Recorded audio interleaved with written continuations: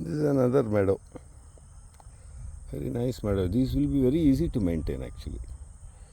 After initial 1 or 2 years of getting rid of the thorny plants like mimosa and all, finally you will be left with a plain area, and then the grasses have to be selected so that the purpose is achieved. If you want soft grass just to walk, some of the softer native grasses can be used, and even some of the bigger ones, if they're trimmed regularly, they'll take this type of form where it's green and nice.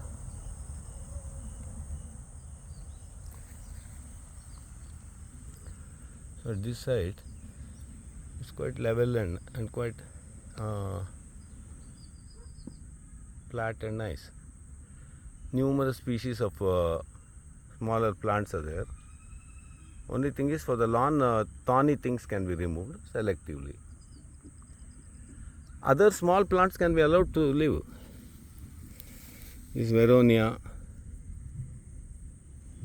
it's a very beautiful plant, and there's no reason why it should be got rid of. It's also one of the important herbs, that Sahadevi, Veronia. Then other many smaller plants will be there here, which are all perfectly all right to maintain, so that you have multiple species. Some 10 to 20 species of smaller, softer plants can be grown, and you can dominate it with one species of chosen grass, whatever meadow type of grass what you want. And I have listed half a dozen of them at least. So people who have interest in these natural lawns of native Indian natural lawns, they can contact, message me on Facebook or somewhere, and I can guide little bit also. So this will be make a very nice lawn. Here and there cassias are there that adds little bit of color. Then smaller flowering plants also there. They all add color to the and variety to the variety, diversity, everything they will provide. Even this huge specimen of this the smaller pennisetum, very attractive one also is there here. This one, all these can be allowed to coexist with your main lawn. All these, little bit our sense of aesthetics also has to be adjusted, because if you are used to the typical lawn of one species, which requires lot of maintenance, pesticide, fertilizer, everything, this will look a bit untidy, this kind of place. Of course, all this has to be removed. This Congress grass has to be removed. Then here, what we can remove, we can look at. This one also, this blue flowered aromatic invasive weed, this also can be pulled out. This tephrosia can be allowed to stay, it's nice, it gives flowers and it's perennial. Then this is that blue flower stachytherpet, I think. All this you can leave one or two, or you can remove it, depends on preference. This permacoke can be allowed to exist.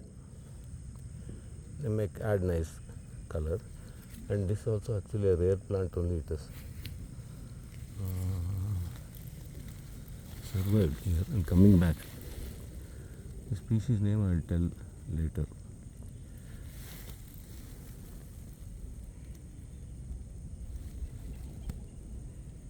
It's a very beautiful native plant, which I can do a video right now separately of that. This can be allowed to remain.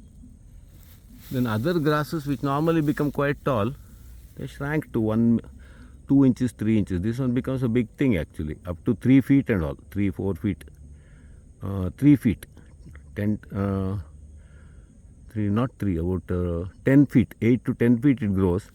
But if it's regularly grazed, it becomes small, harmless thing of this much only.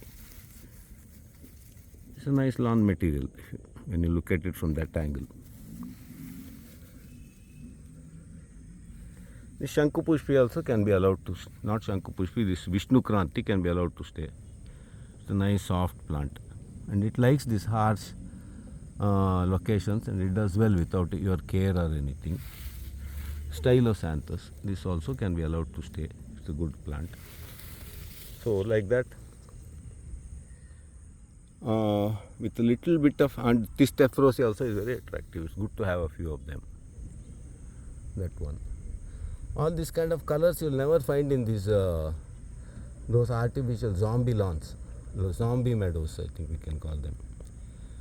They're poor quality imitations of the real thing. So a genuine meadow formation type of lawn will have all this variety, and many creatures can enjoy them, not just the owner of that property. If you have a monoculture lawn, it's only eye candy for you, nothing else. Whereas this kind of thing supports numerous ants, termites, little reptiles, butterflies, dragonflies, various insects, earthworms, everything is protected, and soil also improves year after year. So it's a beautiful example of a meadow, all this. And self-maintaining, they don't need watering and all. And they'll be the opposite of the zombie meadows what we have now everywhere, that is goes by the name of lawn. And here I can sum up my idea of zombies. When something original, authentic and beautiful is there, original, authentic, beautiful things, if it is replaced by something that is artificial, imitation and unnatural, it becomes a zombie. So zombified landscapes will not have native plants, they will not be natural, they will have all these straight lines, neat arrangements. You will never find in nature. Nature likes variety, and a higher level of order is there. You might consider that all this is disorderly and chaotic, but actually it's not the case. There will be a higher logic at play in this kind of location, which if you go out regularly and observe nature, you will start understanding. And wandering around this kind of place is the best antidote for stress and zombification of the mind also. Mind also can get corrupted and filled with artificial stuff and lose contact with the reality and authentic originality. We find all these copycats and fake people and fake ideas and fake things, because they lost the originality.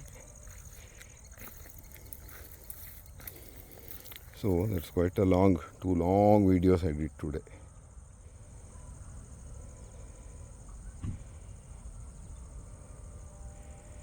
You can end by looking at some flowers.